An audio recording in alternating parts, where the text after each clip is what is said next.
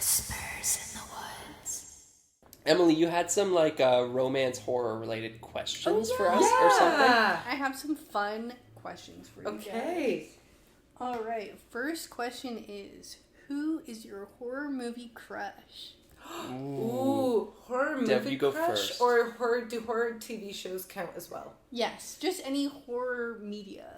It's Lestat de Leoncourt. I have to be very honest, from Interview with the Vampire, specifically Sam Reed's Lestat de Leoncourt. And He's so dashing. He's so dashing. He's extraordinarily toxic. Yes.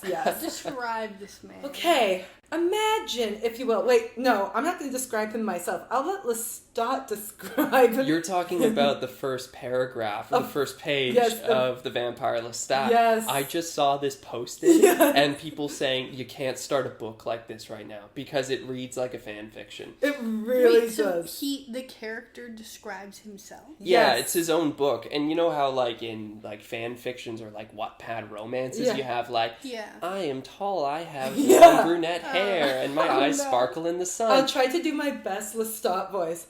I am the vampire Lestat. I'm 6 feet tall, which was fairly impressive in the 1780s when I was a young mortal man. I have thick blonde hair, not quite shoulder length and rather curly, which appears white under fluorescent light. My eyes are gray, but they absorb the colors blue or violet. And I have a fairly short, narrow nose and a mouth that is well shaped, but just a little too big for my face. It can look very mean or extremely generous, my mouth. It always looks sensual. My vampire nature reveals itself in extremely white and highly reflective skin that has to be powdered down for the cameras of any kind. Oh my And I did see the one when it's like, hey guys, welcome back to my channel. I'm the vampire Lestat. Somebody wrote, His makeup hey guys, channel? at Yeah. the beginning of it. Oh And then you my read the God. whole thing in a vlog voice. Hey guys, I'm the vampire Lestat. I'm immortal, more or less. Sam Do you Reed. guys think people make their Hinge or Tinder bios like this? They Hope should. not. You know what? That's There's not hilarious. even enough characters to allow you Yeah, to that's write true. as much as Lestat. But yeah, so Lestat de Leoncourt, because if you watch him in the 1994 movie, Tom Cruise, that is a very bombastic portrayal, and you're like, that guy, straight up villain. If you watch him in 2002, Queen of the Damned, Stuart Townsend, you're like, okay, this is 2002. It's different. He is not that description, I can tell you that much. He's still very attractive, but not that description. And then Sam Reed enters, and he's all, Viens à moi, Louis, and speaking French. And It's amazing. Wow, it's amazing. So you like these gothic vampire guys. How do you Yes. feel about Interview with the Vampire? And Brad Pitt and Tom Cruise? Well, when I first watched that movie with my parents, I was like, guys, this has queer undertones. This is a queer story. These two men are raising a vampire baby together, and the whole time, Lestat is like, Louis, I need you. And then when Armand, Antonio Banderas, and Brad Pitt are speaking nose to nose with each other, I'm like, and this is when he's having an affair with this other man. And then Lestat is waiting for him. He's like, Louis, you are my companion. And my dad was like, what are you talking about? And then I pulled it up on an old website from the 90s, and I'm like, proof. Anne Rice said it was. Yeah. Really? Yeah, so I didn't know. I The mean, queer subtext. I'm not surprised. Yeah. What's really But- cool about the new show is that It's- they take the subtext and turn it into text. because Exactly. It's this different era you're actually Yeah. allowed to, and Yeah. it makes it so much more interesting. 'cause Way more interesting. They actually address the homophobia that they faced Yeah. throughout the 1930s when the show is it the 30s when it starts? I It forget. starts in the 1910s. Yeah, right. And they up the timeline because they've changed it. In the book, Louis is white, Louis de Pontelac, and he's a plantation owner. So that's what he's like in the 90s movie. But in the 2020s show, he's black. So his family did benefit from the plantations. Still, dad had a sugar plantation. And then he makes money because he is what does he say he is? A surveyor of many different goods, but he owns brothels. Right. And all of this. So he is still exploiting Bit of a other criminal. people's suffering. It's a way more complex dynamic than the 90s movie when you're like, Lestat's a villain. This, you're like, this is more complicated. Right. And much better. It's and really I feel nuanced. like it has the ability to do that because it is a TV show. Exactly. Right? So. Yeah, Emily, you in particular, I think, would love this show. You would love it. No, it sounds interesting. You would love it. Give it a watch. You should. I have the DVDs if ever you need to borrow. All right, Tom. Who's your horror movie crush? I'm going to say right now it's Tony Todd's Candyman because I just can't get his voice out of my head. I watched Candyman just like a few weeks ago for the second time. And he's definitely on like my Hear Me Out cake. Tony Todd's voice is just like so deep and stirring, and I mean like he hypnotizes Helen like immediately, and he kind of did the same for me as well. Wow. I'd say some Candyman involved there. We're gonna have to have an episode. Didn't we talk about this? Yes. Future episode horror Hear Me Out. Yeah. So spoiler for one of mine at least. Emily, what about Emily? you? Yeah. I have a couple. I'm a little bit of a lover girl. So, okay, my first pick is going to be obviously Skeet Ulrich in the first Scream. Mm-hmm. Oh, valid. So valid. Even when he is discovered as the killer, I'm still just like, I'd let him kill me.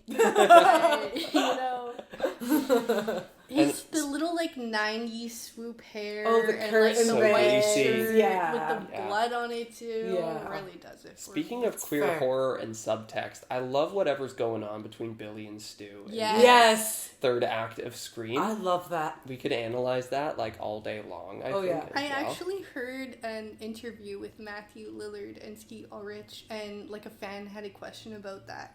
And Matthew Lillard was like, yes, they had a secret relationship for Yeah. sure. Okay. He was Yes. all over it. That's a good one. Okay, so here's my second question. If you could have a first date in any horror movie universe, which one would it be? Problem with horror movie universes, they're not very nice. a lot No, of the time. no, they're not. Yeah. Ooh. I think I might have even said this on an earlier podcast, but I would probably follow Anna Paquin into the woods in Trick or Treat. Oh, Yeah. yeah. Most likely. Yes. And being torn apart by a werewolf wouldn't be great, but I think everything leading up to that point would be pretty nice. So that's going to be my answer. And unfortunately, I think you're going to see my trend and obsession, and it's going to have to be the Interview with the Vampire Universe again. You know what is hilarious is I was actually going to pick that too. Yeah, because There's it's something so about that romantic. gothic, Yes. very like the outfits. Exactly, and it's all like, be my companion, be my immortal Yeah.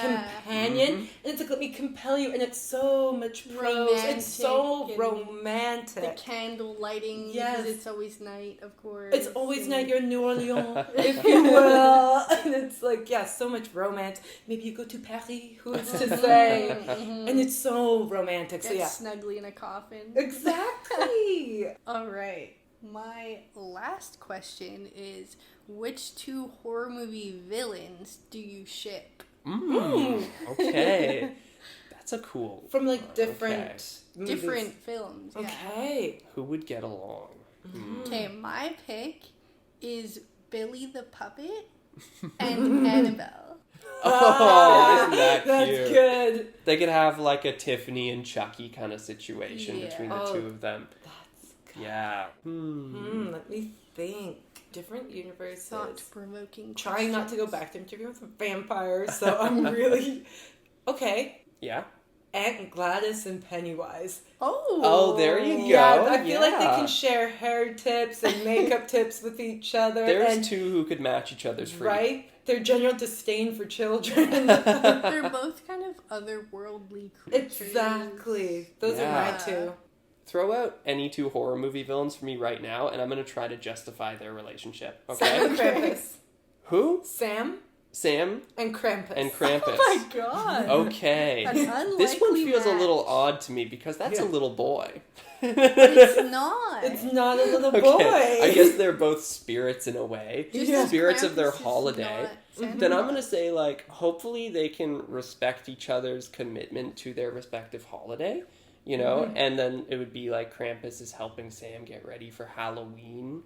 Also, I do think that Sam would fit right in with Krampus's weird little ghoulies. Yeah, the You know? Yes, Yeah. totally. So I think it's like a situation of, you share your partner's interests. Maybe they're not your exact interests, but you're willing to, like, take part. Aww. And that would make for a strong relationship between these two, I think. I think it would either work out or that would cause divorce. Oh, you hope not. You hope not. Mm-hmm. As long as Krampus isn't, blowing out the jack-o'-lanterns before, Halloween's over, Sam wouldn't like that. wouldn't like that, and it would end in a very bloody divorce. Yeah. A very That'd messy, be a good fight. bloody That would turn into a good Yeah. fight. Also, side note, one day we have to do an episode of horror movie villain versus. Yes. Yeah.